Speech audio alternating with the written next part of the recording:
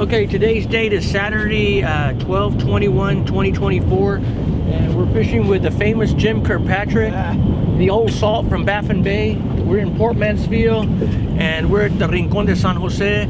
He's already caught one fish, but we're gonna continue fishing and see what else he catches throughout the day. So stay tuned and let's see what else Jim catches. Woo! All right, what size was that fish you just caught? 14.5 inches. And where do you normally fish right now? Baff and Bay. And how many big trout have you caught there in Baff and Bay in one day? Oh my goodness, hundreds. But in one day, on the same day, how many big? On the same day, I've caught big trout. 22, 25 inches. Nice fish. Nice fish. Caught them on plugs, worms, spoons, every plug you can think of. What kind of fish would you like to be? Flounder. And why would you want to be a flounder? I don't know. There you go. What'd you catch? Flounder.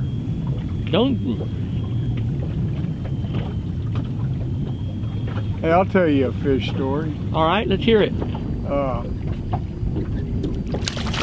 I was fishing one day in real pretty clear water, and I was using a spoon, and I was bringing the spoon across a real pretty sandy area, and I caught a little perch. You could see him. And boy, all of a sudden, here comes roll, and grabbed hold of it. And man, I was, oh man, this is really a great fish. But the hook was already in the perch. All the fish had to do was just open his mouth, and it came out. But it was really fun. It was also pretty interesting to catch one like that. Did you land it or not? No, the fish never was hooked. He was just holding on to the perch.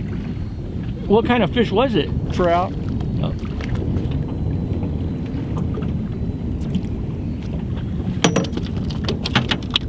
That's a 12.5-er right there. Hey, and he already came off the hook. You're ready to fish again.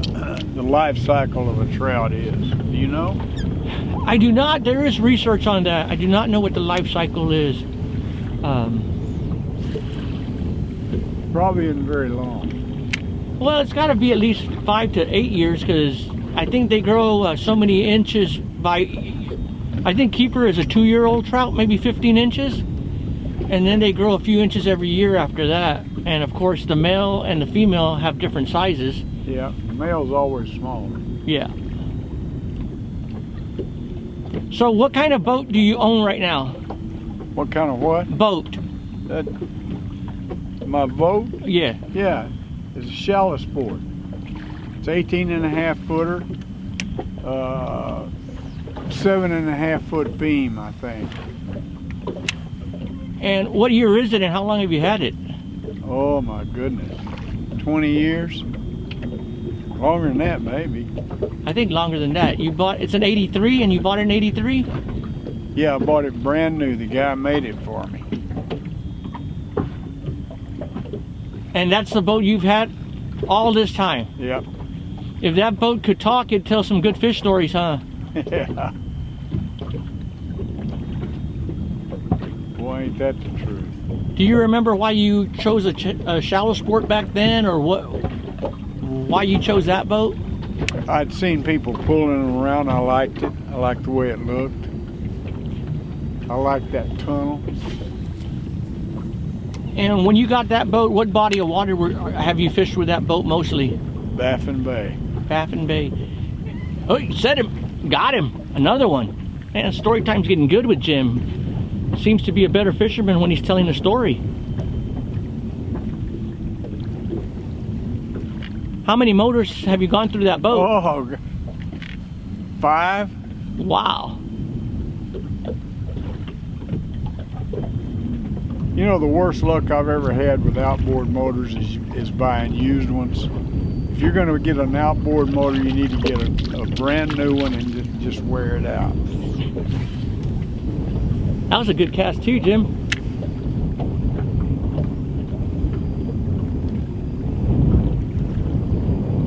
I love this rig right here. This is mine. You're doing a good job with it.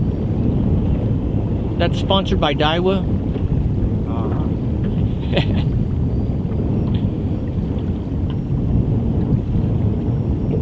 Do you remember the first time you fished Port Mansfield? No. Back in the 70s.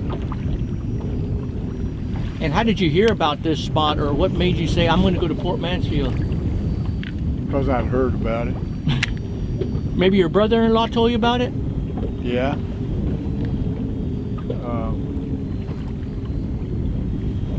There you go. You're on fire. Oh, it came off. Were you happy? Maybe that bump I've been feeling is a fish hit. Maybe. What was your first impression from fishing Port Mansfield versus Baff and Bay, where it's kind of the same scenario? You know what? I'm like you. I just want to go fishing. I don't give a shit where it is, really. Okay. Just, you know, I just as soon be out here as Baff and Bay. Now, everybody gets scared when they say they're going to fish Baff and Bay because of the rocks. Have you ever hit a Baff and Bay rock? Yeah, I tore up a motor in the on rocks. Knocked the whole lower unit out. Okay, I didn't know that. Yeah. Okay. Man, I was zipping along there and I hit the rocks. I got back in okay. I didn't think anything was wrong, but when I was cleaning the motor up, I noticed there was a crack running right down the lower unit. Maybe we're just getting back into them right now. All right, Jim, your turn.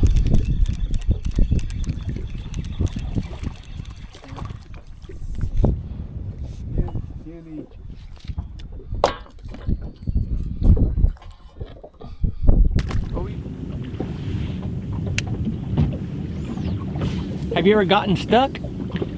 Yeah, real good. A person that I met that became a real good friend of mine hauled me in one day from Baff and Bay. Do you remember his name? It was a lady that owned she was in the pawn business. She owned a pawn shop, and she became a real good friend of mine. And she married a guy that was a good friend of mine. Do you remember the name of the pawn business? Or in what city was it? She called it Sleazy Pawn. In what city? Kingsville. Sleazy Pawn. Sleazy Pawn. Oh wow. You know how those pawn brokers are, right? I know I don't. That's funny. We might have to edit that part out. What was your first body of water as a child that you fished? Where were you living growing up as a child? I lived in Portland, Texas, and the first fishing trip I ever took was out in Corpus Christi Bay with my dad and my grandfather. And my uncle, spent a lot of time fishing with him. I remember I was just a kid, and we were catching fish one day out there, just catching fish, and I'd get a fish in there and I'd run my fingers down there to pull that hook out, and he told me, he said, now that you need to watch that. And I didn't pay no attention, and sure enough, fish jerked the hook into my finger, and we had to leave and go to the doctor's office and get it out. Oh shit, okay. I'm on too, Jim. Both of us. Yeah, I think they're out here, don't Yeah, they're out way out in the deeper water. I'll get them right now. Just give me a second. We got a pair of Twinkies.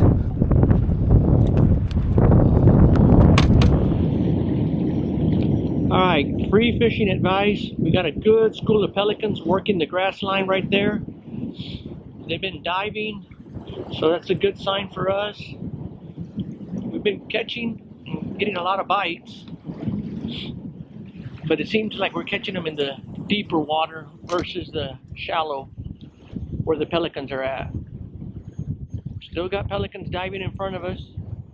Let's see if we can get Mr. Jim on another fish right now.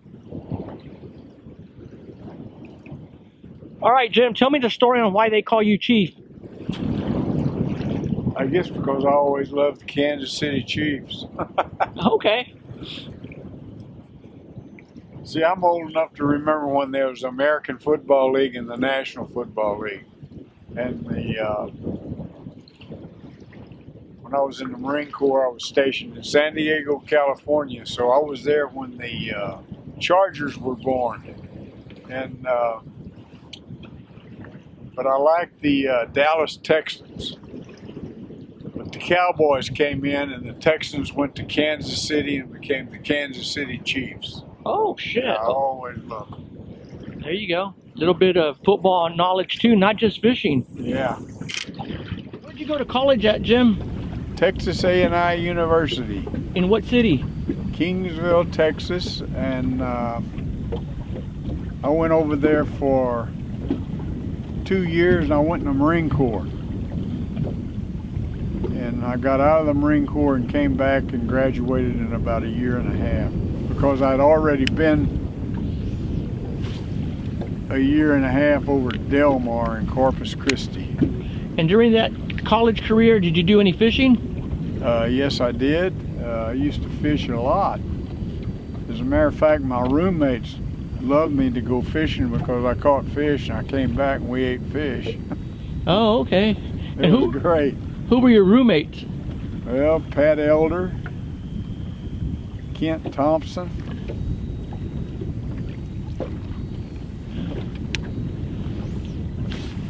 And I guess they were in the same fraternity that I was in. Oh, okay. So we had a good time over there. So I guess for all of y'all that are watching, Jim is my father-in-law, and I'm married to his beautiful daughter. And she tells me that back, I guess when she was little, she remembers her mom making pockets on the back of your shirts so you could wade fish. Tell me about that. Oh yeah, I used to keep my plugs dry. I'd put them in a little box and I'd put them in the back. I'd just reach over like this and I had a big pocket back there on the back of my shirt. It kept from getting my plugs wet.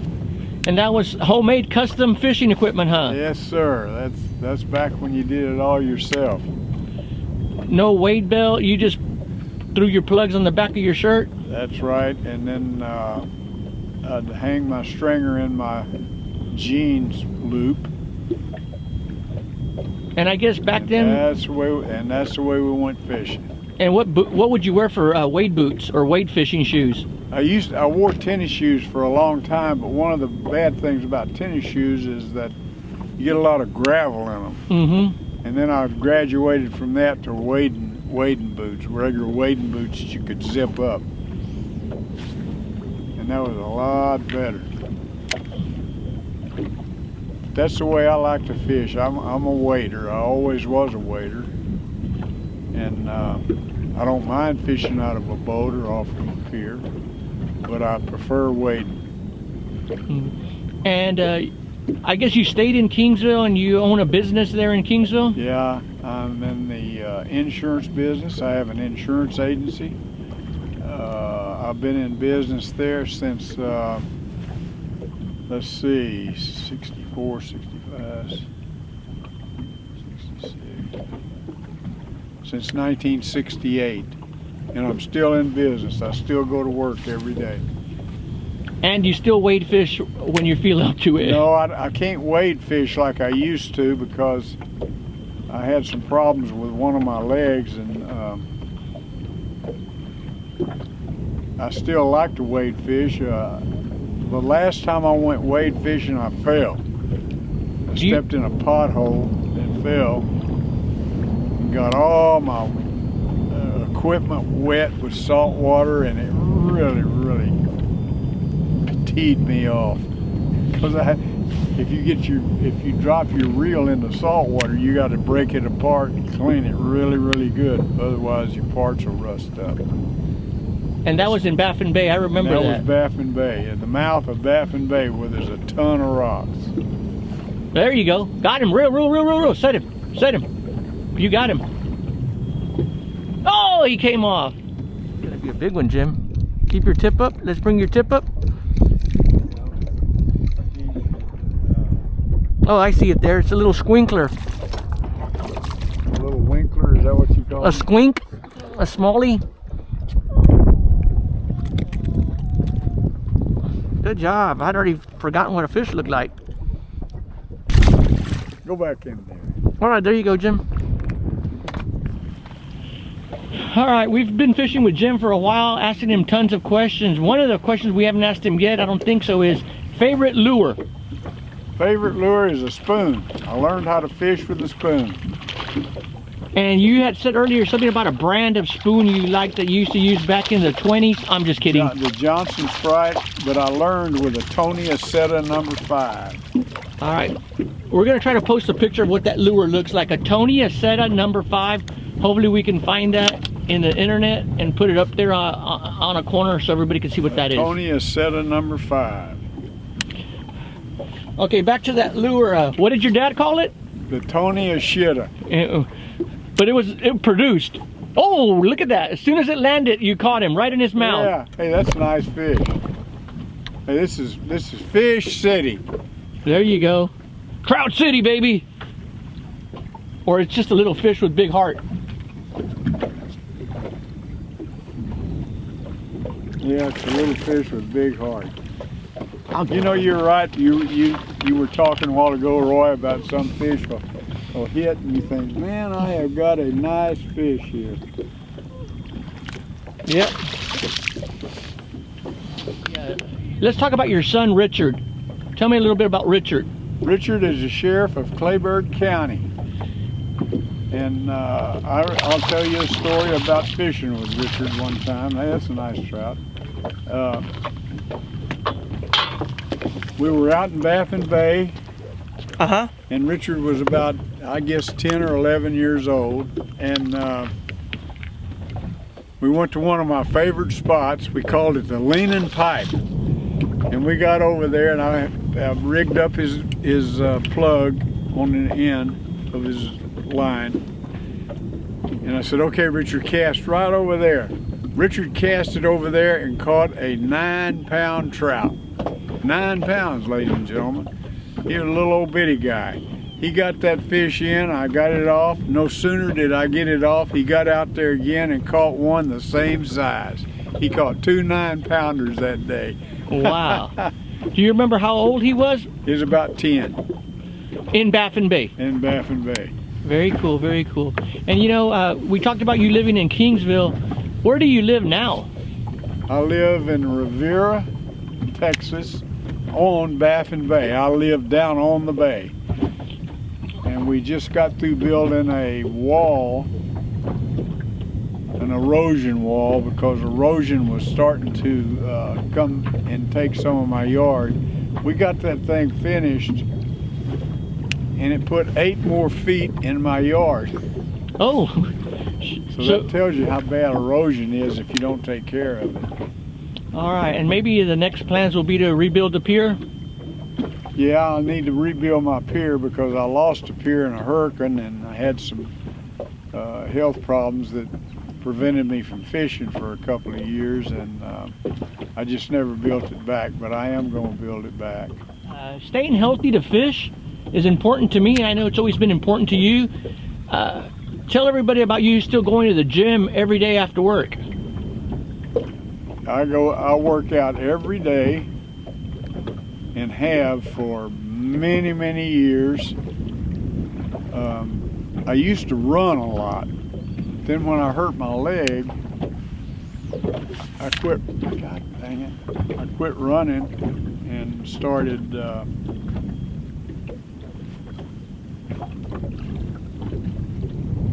walking and running up and down the bleachers at the stadium at the university in Kingsville. Extracurricular activities besides fishing is, I know that you're still part of the alumni and you do the books for the college football team. Tell me about that real quick.